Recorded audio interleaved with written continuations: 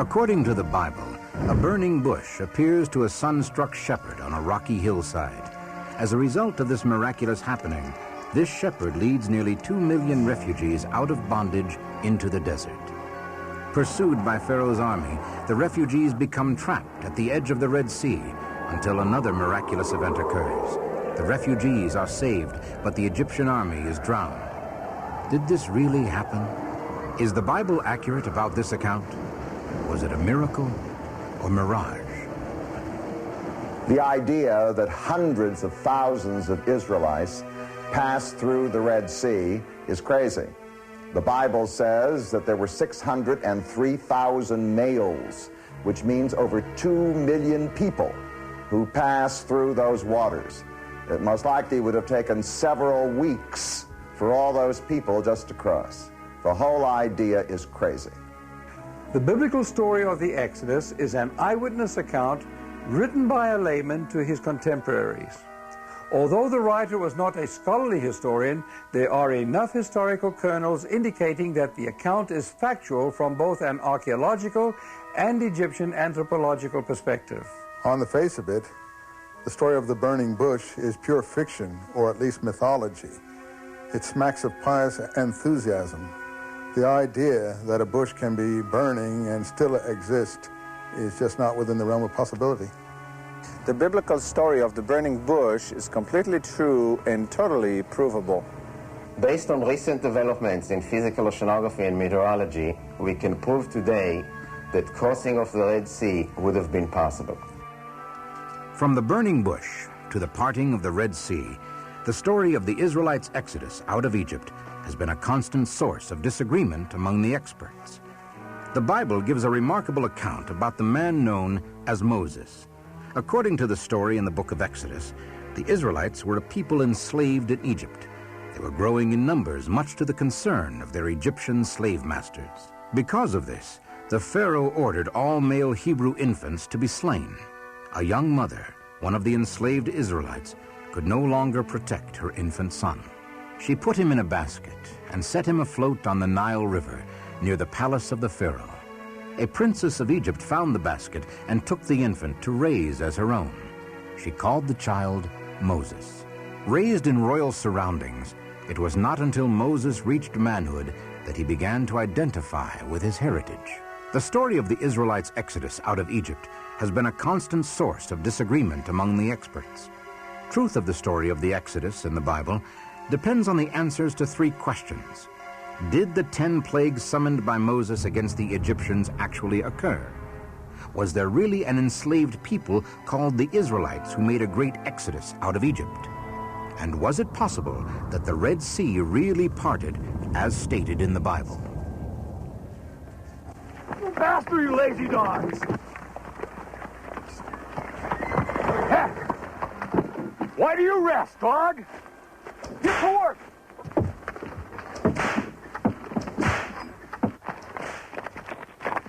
Moses began to take a deeper, more sympathetic interest in his own people.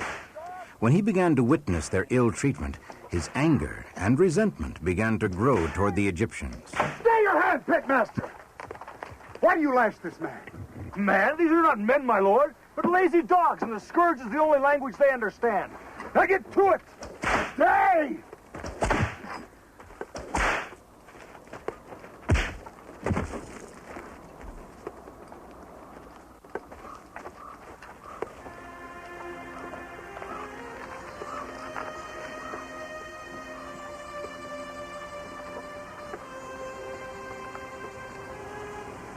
I meant not to kill him.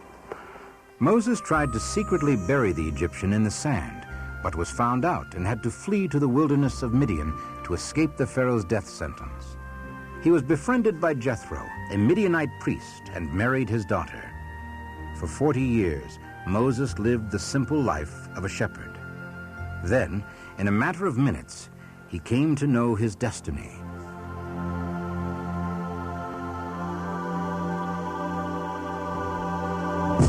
I am the God of Abraham, Isaac, and Jacob.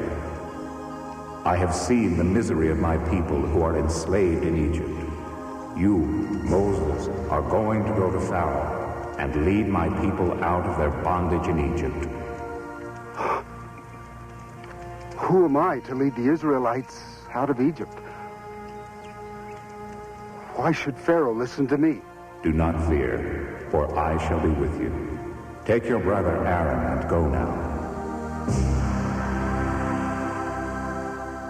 Moses' encounter with the burning bush is one of the most memorable stories in the Bible, and certainly one of the most controversial. We are told by the Bible that not only did the bush burst into flame, but it was not consumed by the fire. This has long been questioned by Bible critics. So he went to Israel to question the experts there on the subject. At the foot of Mount Sinai, one finds the monastery of St. Catherine. The local story of the shepherds, the nomadic people, the Bedouins, do hold that the actual bush that is found inside the monastery is still the same bush. I can't confirm or reject that the bush growing at the monastery was the actual burning bush, but it is a specific desert plant that fits the biblical description. It's the fraxinella or gas plant, Dictomnus albus, a sturdy perennial bush with white or purple flowers, common in the Middle East. The bush produces an oil so volatile that it can be ignited by the sun. The oil quickly burns up, but the bush itself is not damaged. Ramses II was a formidable and headstrong young man, a builder of cities and great temples. He even created the first shipping canal between the Nile River and the Red Sea, 3,000 years before the Suez Canal. Moses and Aaron went to Pharaoh and pleaded for the release of their people. But Pharaoh rejected their plea, and God sent down 10 plagues on the land. After each plague, Moses went to Pharaoh and gave him the chance to obey God's command by letting the Israelites go. But each time, the Pharaoh refused. The main purpose of the Exodus story is not to describe history. The main purpose of the Exodus story, as it was created by the pre-scribes who lived in Jerusalem, was to glorify their God and to make their God look greater than any other God. And what they used was a series of old legends and distorted memories which they put together to create this story which has no relationship to history. Archaeology provided background information for unlocking narratives and events such as the Exodus account. In this case, the account contains sufficient place names cross-referenced in non-biblical Sumerian and Assyrian cuneiform tablets to confirm the accuracy of the Exodus account, and to assure scholars that it was not an account invented for later consumption. Certain features of the Exodus narrative accurately reflect unique Sinaitic geographic features which only a person who spent time there would ever know. There's an ancient Egyptian papyrus document called the Ipuwer Papyrus, and it recounts in eyewitness fashion the plague of blood, the plague of cattle disease, the plague of strange fire phenomena, the plague on the firstborn, the strange darkness, all the events that we previously thought we only knew about from the Bible. We can read about it in the Egyptian records. As the Bible describes, the last of the plagues arrived with great drama. God had instructed every Israelite to stay indoors and prepare a meal of lamb or goat. They were to take the blood of these animals and use it as a mark over the door of their houses. On that night, the Lord descended on the land of Egypt, and the firstborn of every Egyptian family was struck down in death. This final plague was the most terrible. Pharaoh lost his beloved son. His resistance was broken. He ordered that the Israelites be set free. They must leave the land of the Nile completely. The Bible says that God provided a cloud column by day and a column of fire by night to guide the Israelites through the desert. According to the Bible, God instructed Moses to make a camp between Migdol and the sea. Their destination was to be the land of Canaan. But Pharaoh soon had a vindictive change of heart and sent his army in pursuit of the refugees.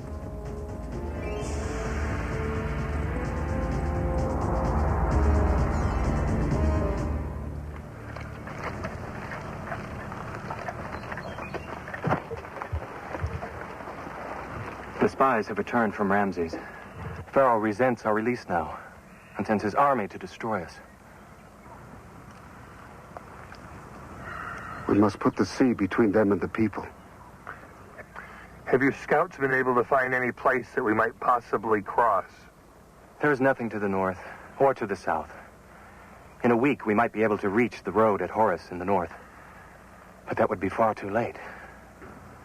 And worse, then we should become a great temptation for the Philistines to come down on us from the north. Can you place your men-at-arms between Pharaoh and the people? There's not enough time. Except for the inner guard, my soldiers are dispersed amongst the tribes, trying to make warriors out of brickmakers and farmers. If I could gather them all, we would not be able to stop Pharaoh's archers and chariots. What else do I see in your face, Joshua? There are troublemakers about, stirring up the tribes. There's danger within, as well as from the outside. According to the verses of Exodus 14, the people quickly learned of the Pharaoh's change of heart. The Egyptians were working us to death slowly. But now Moses has found a quicker way to kill us. Do all of us despise so much eating from Egyptian flesh pot that we now must fill our stomachs with sand? Listen to me. If we surrender peacefully, if we go back now, yes, we will be punished, but we will still be alive afterwards. Which do you prefer? A few lashes or an Egyptian spear in your chest? Does Moses think he can humble the mighty Pharaoh and still live? Let us tell Moses now.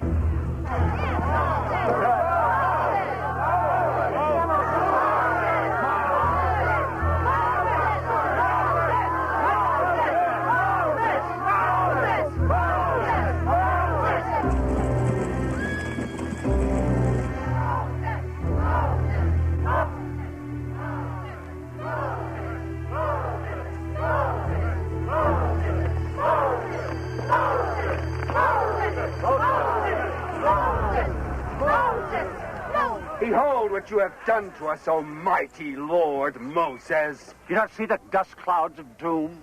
Do you not hear the earth thundering with the sound of Pharaoh's chariots? I see, and I hear. What would you have me do? Make me your emissary. I will go back to the Egyptians, reason with them, beg to return and be forgiven. Emissary? I will cleave you in two, you traitorous turnip. Let us hear it all. Were there no graves in Egypt, Moses, that you led us out here into the wilderness to die? Did we not speak to you in Egypt of this? Did we not tell you to let us be? All of us, we told you that it was better to live under the heavy hand of the Egyptians than to die like diseased animals in the desert. But you wouldn't listen. Not the mighty Lord Moses. Do we want to die out here? No! Would we be alive in Egypt? Yeah. Peace! Peace! Still your tongues! Where is your faith? Do you think the Lord brought you out of bondage in Egypt to die on the shores of this sea? Fear not the Egyptians and their chariots. You need do nothing but be still and turn your fears into faith. Then you will see God's power.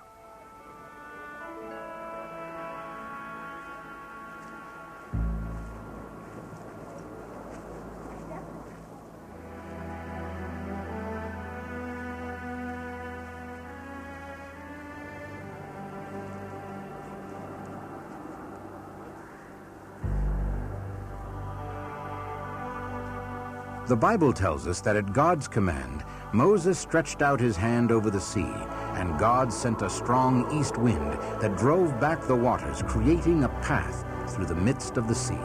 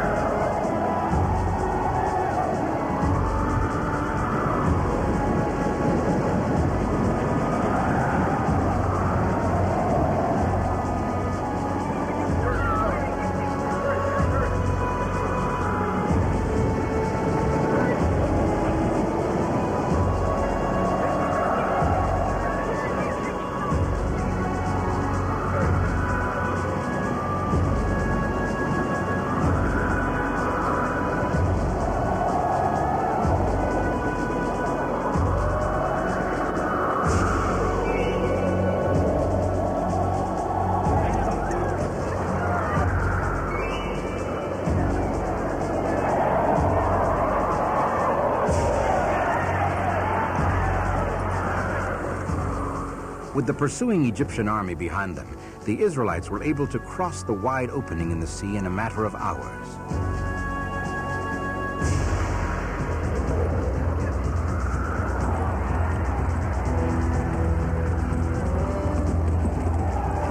Pharaoh's army, with hundreds of chariots and thousands of soldiers, followed the Israelites into the sea.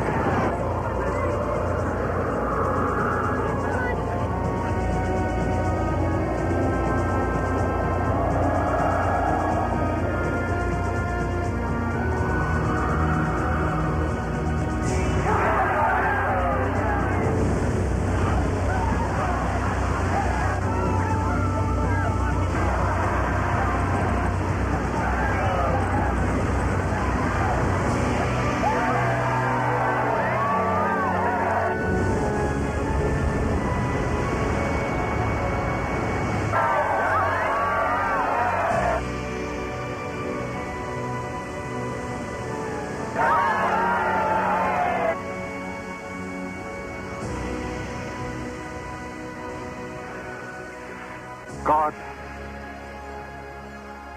thy will be done.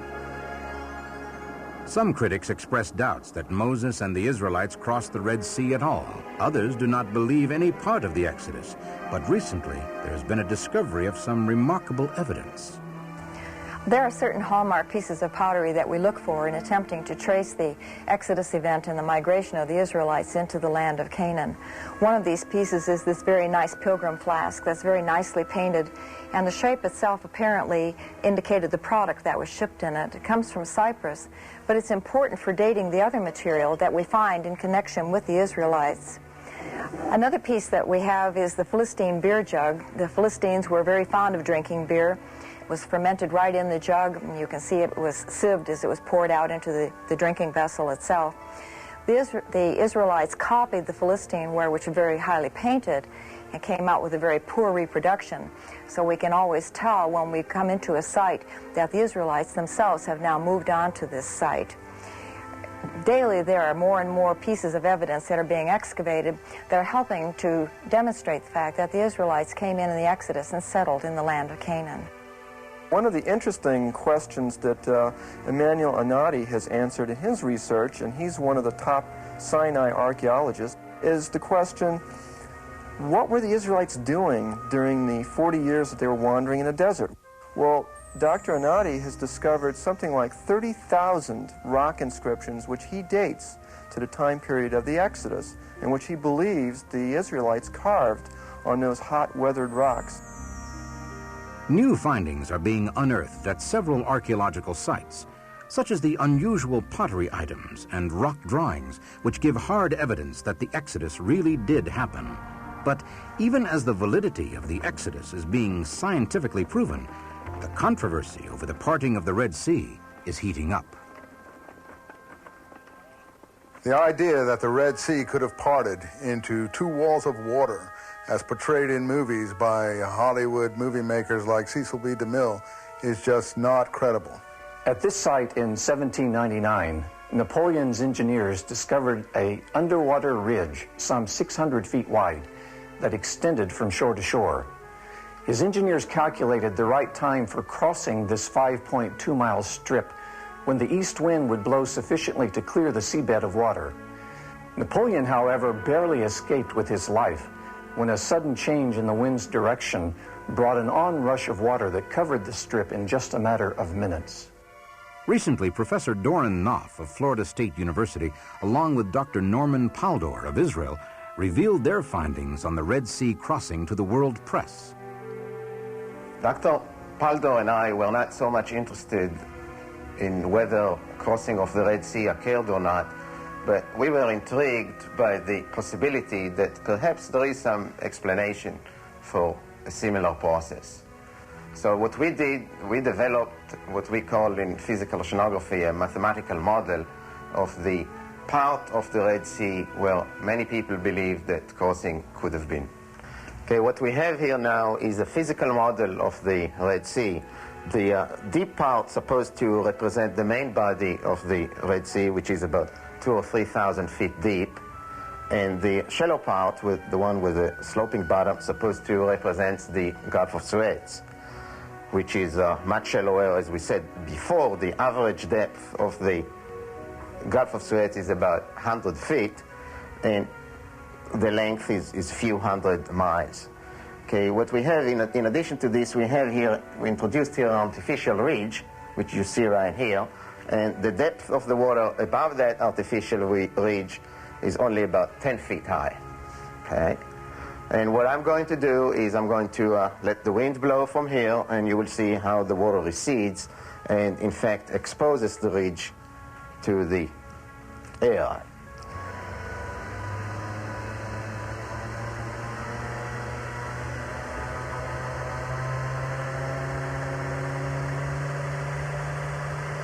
Okay, so what you can see now is that most of the water, in fact, to the left of the ridge is blown away. There is still some water there, and you see that there is an exposed area right there. All right? So the idea is that the Israelis crossed on this part of the ridge which was exposed, and they saw water on the two sides, right? They saw the water on the left side of the ridge and the water on the right side. And I'm going to cut the wind off now, and I'm going to do that abruptly, and you will see how it comes back. So let's do that. And of course, what happens after that is that when the wind relaxes, the water wants to come back to the position that it had before, and it does that via a gravity wave, which moves at the speed we calculated to be like 15 feet per second or so, which is, of course, a speed that one cannot escape. Oceanographers have established scientifically how the Israelites may have crossed the Red Sea in their escape from the pursuing Egyptians. The worldwide media coverage of the Nof Paldor experiments and findings leave no doubt that the Israelites could have crossed the Red Sea exactly as described in the Bible. The Israelite exodus from Egypt is more than a story of 10 plagues against the Egyptians and the miraculous crossing of the Red Sea. The real story is about a God who takes care of people, and about the leadership of Moses, a man who in time of crisis relied on faith instead of retreating or surrendering. When people think of you some years from now, will they remember you as someone with a bold faith or a person who retreats from problems? Something to think about.